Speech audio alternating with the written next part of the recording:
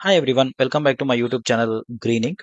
ಯಾರೆಲ್ಲ ರಾಜ್ಯ ಸರ್ಕಾರದ ಪಂಚಾಯತ್ ಅಭಿವೃದ್ಧಿ ಅಧಿಕಾರಿ ಉದ್ಯೋಗಾಕಾಂಕ್ಷಿಗಳಾಗಿದ್ದು ನಿಮ್ಮ ಒಂದು ಏಜ್ ಬಾರ್ ಆಗಿರುವ ಕಾರಣದಿಂದ 2024ರ ಪಿಡಿಒ ಹುದ್ದೆಗಳಿಗೆ ನಿಮ್ಮ ಒಂದು ಅರ್ಜಿ ಸಲ್ಲಿಸಲಾಗದೆ ನಿರಾಶೆ ಆಗಿದ್ದಂತ ಎಲ್ಲಾ ಅಭ್ಯರ್ಥಿಗಳಿಗೆ ಒಂದು ಗುಡ್ ನ್ಯೂಸ್ ಏನಂತ ಹೇಳಿದ್ರೆ ಕೆಪಿಎಸ್ಸಿ ಇಂಥ ಅಭ್ಯರ್ಥಿಗಳಿಗೆ ಒಂದು ಅವಕಾಶ ಕಲ್ಪಿಸಿಕೊಡಬೇಕು ಅನ್ನುವ ಕಾರಣದಿಂದ ಪಿಡಿಒ ಹುದ್ದೆಗೆ 3 ವರ್ಷ ಅಡಿಷನಲ್ ಏಜ್ ರಿಲ್ಯಾಕ್ಸೇಷನ್ ಕೊಟ್ಟು ಅಂತ ಅಭ್ಯರ್ಥಿಗಳಿಂದ ಅಪ್ಲಿಕೇಶನ್ ಹಾಕೋದಕ್ಕೆ ಅವಕಾಶ ಮಾಡಿ ಕೊಟ್ಟಿದೆ. ಈ ಒಂದು ಪಿಡಿಒ ಹುದ್ದೆಗೆ ಕೆಪಿಎಸ್ಸಿ 15/4/2024ರಂದು ಪ್ರಥಮ ಬಾರಿಗೆ ಅರ್ಜಿ ಸಲ್ಲಿಸಲಿಕ್ಕೆ ಅವಕಾಶ ಮಾಡಿಕೊಟ್ಟಿತ್ತು. ಅದಾದ ನಂತರ ಕೊನೆಯ ದಿನಾಂಕ 15/5/2024 ಆಗಿತ್ತು.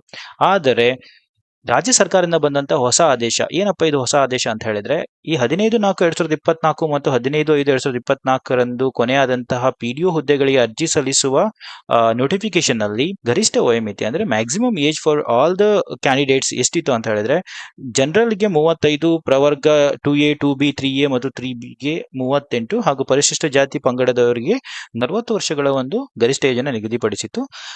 ಆದರೆ ದಿನಾಂಕ 10/9/2024ರಲ್ಲಿ ರಾಜ್ಯ ಸರ್ಕಾರ ಒಂದು ಆದೇಶನ ಹೊರಡಿಸುತ್ತೆ. ಆ ಆದೇಶದ ಪ್ರಕಾರ ರಾಜ್ಯ ಸಿವಿಲ್ ಸೇವೆಗಳಲ್ಲಿ ವಿವಿಧ ಇಲಾಖೆಗಳಲ್ಲಿ ಗ್ರೂಪ್ ಸಿ ಮತ್ತು ಗ್ರೂಪ್ ಪಿ ಹುದ್ದೆಗಳಿಗೆ ನೇರ ನೇಮಕಾತಿ ಮೂಲಕ ಭರ್ತಿ ಮಾಡಲು ಈಗಾಗಲೇ ಹೊರಡಿಸಲಾಗಿರುವ ಅಧಿಸೂಚನೆಗಳಿಗೆ ಹಾಗೂ ಮುಂದಿನ 1 ವರ್ಷದಲ್ಲಿ ಹೊರಡಿಸಲಾಗಲಿರುವ ಅಧಿಸೂಚನೆಗಳಿಗೆ ಸಂಬಂಧಿಸಿದಂತೆ ಎಲ್ಲಾ ಪ್ರವರ್ಗಗಳ ಅಭ್ಯರ್ಥಿಗಳಿಗೆ ಒಂದು ಬಾರಿಗೆ ಅನ್ವಯವಾಗುವಂತೆ ಒಂದು ಬಾರಿಗೆ ಅನ್ವಯವಾಗುವಂತೆ ಗರಿಷ್ಠ ವಯೋಮಿತಿಯಲ್ಲಿ 3 ವರ್ಷಗಳ ಸಡಿಲಿಕೆಯನ್ನು ನೀಡಿ ಆದೇಶಿಸಿದೆ.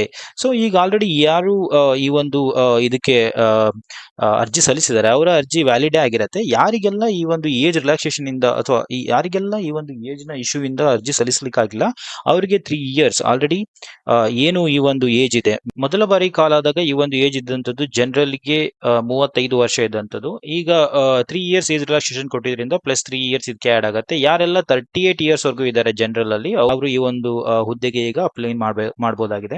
ಇನ್ನು ಉಳಿದಾಗೆ ಪ್ರವರ್ಗ 2A 2B 3A 3Bಗೆ 38 ವರ್ಷಗಳಿತ್ತು earlier.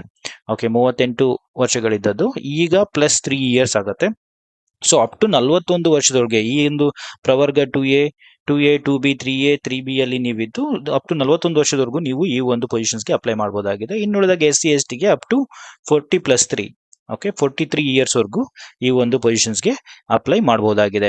So ನೀವೇನಾದ್ರೂ ಇದರಿಂದ ವಂಚಿತರಾಗಿದ್ರೆ, ನಿಮ್ಮ ಒಂದು ಏಜ್ ಇಶ್ಯೂ ಇಂದ ನೀವೇನಾದ್ರು ಇದರಿಂದ ವಂಚಿತರಾಗಿದ್ರೆ ದಯವಿಟ್ಟು ನಿಮ್ಮ ಒಂದು ಅಪ್ಲಿಕೇಶನ್ಸ್ ನ ಹಾಕೋದಕ್ಕೆ ಸ್ಟಾರ್ಟ್ ಮಾಡಿ. ಇನ್ನು ನಾವು ಡೇಟ್ ಗಳನ್ನ ನೋಡೋದಾದ್ರೆ ಸೊ ನಾನು ಆಲ್ರೆಡಿ ಹೇಳಿದಂಗೆ ಸಾಮಾನ್ಯ ಅರ್ಹತೆ ಗರಿಷ್ಠ 38 ವರ್ಷಗಳು, ಪ್ರವರ್ಗ 2A 2B 3A 3Bಗೆ ಗರಿಷ್ಠ 41 ವರ್ಷಗಳು ಮತ್ತು ಪರಿಶಿಷ್ಟ ಜಾತಿ ಪಂಗಡ ಪ್ರವರ್ಗ 1 ಗರಿಷ್ಠ 43 ವರ್ಷಗಳು. ಇದು as per the age relaxation +3 ಇರುವಂತದ್ದು. ಓಕೆ, ಸೊ ಇನ್ನು ನೀವು ಇಂಪಾರ್ಟೆಂಟ್ ಡೇಟ್ ಗಳನ್ನ ನೋಡೋದಾದ್ರೆ ಈಗ ಆಲ್ರೆಡಿ ಈ ಒಂದು ಏಜಿನವರಿಗೆ ಅಪ್ಲಿಕೇಶನ್ ನ ಸಬ್ಮಿಟ್ ಮಾಡೋದಕ್ಕೆ ದಿನಾಂಕ 18/9/2024ರಂದು ಕಾಲ್ ಆಗಿರುವಂತದ್ದು. ಓಕೆ, ಹಾಗೂ 3/10/2024ರವರೆಗೆ ಅರ್ಜಿ ಸಲ್ಲಿಸಲು ಅವಕಾಶ ನೀಡಲಾಗಿದೆ. ಹಾಗಾದ್ರೆ ಇದು ಓನ್ಲಿ ಫಾರ್ ಇವರಿಗೆ ಮಾತ್ರನಾ? ಯಾರ್ಯಾರು ಏಜ್ ಬಾರ್ ಇಶ್ಯೂ ಇಂದ ಅಪ್ಲಿಕೇಶನ್ ಹಾಕ್ಲಿಕ್ಕಾಗಿಲ್ಲ ಅವರಿಗೆ ಮಾತ್ರನಾ ಅಂತ? ಇಲ್ಲ, ಈ ಹಿಂದೆ ತಾಂತ್ರಿಕ ಕಾರಣದಿಂದ ಅರ್ಜಿ ಸಲ್ಲಿಸಲು ಹಾಗೂ ಶುಲ್ಕ ಪಾವತಿ ಮಾಡಲು ಸಾಧ್ಯವಾಗದ ಅಭ್ಯರ್ಥಿಗಳು ಕೂಡ ಇಲ್ಲಿ ಅರ್ಜಿ ಸಲ್ಲಿಸಬಹುದು.